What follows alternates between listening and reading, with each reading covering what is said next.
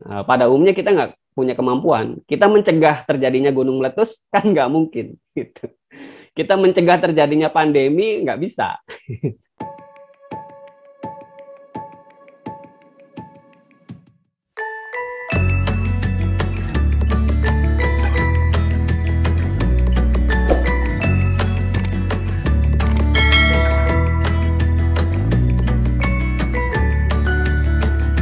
Oke, nah ini bisnis continuity management. Nah, sebenarnya dalam salah satu faktor risiko operasional, salah satunya adalah faktor eksternal.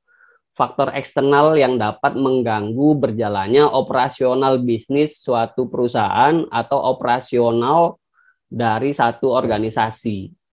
Nah, faktor eksternal ini bisa macam-macam. Ada yang berkaitan dengan bencana alam, ada yang berkaitan dengan kondisi politik, ada yang berkaitan dengan kondisi lingkungan.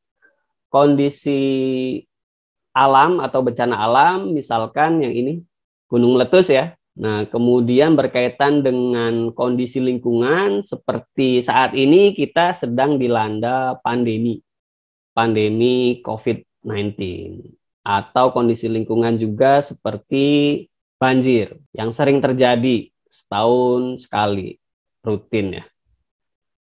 Berkaitan dengan kondisi operasional yang juga terpengaruh kondisi lingkungan ataupun kejadian eksternal, kita pernah mengalami tahun 2019 ya, Agustus 2019 kita pernah mengalami blackout. PLN mati total se-Jawa Bali ya, kalau tidak salah.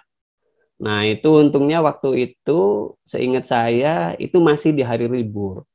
Cuma meskipun di hari libur itu bisa menimbulkan kepanikan massal.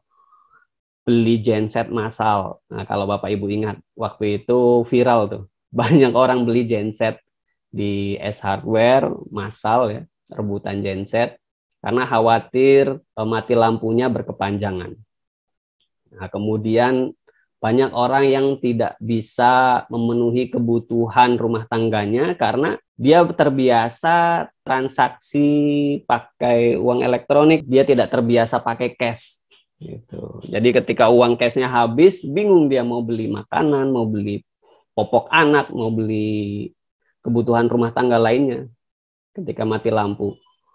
Karena dia tidak bisa narik uang, kondisi handphone juga sudah mati karena tidak bisa ngecas HP ya, karena tidak bisa ngecas HP. Nah, ada lagi berkaitan dengan kondisi politik.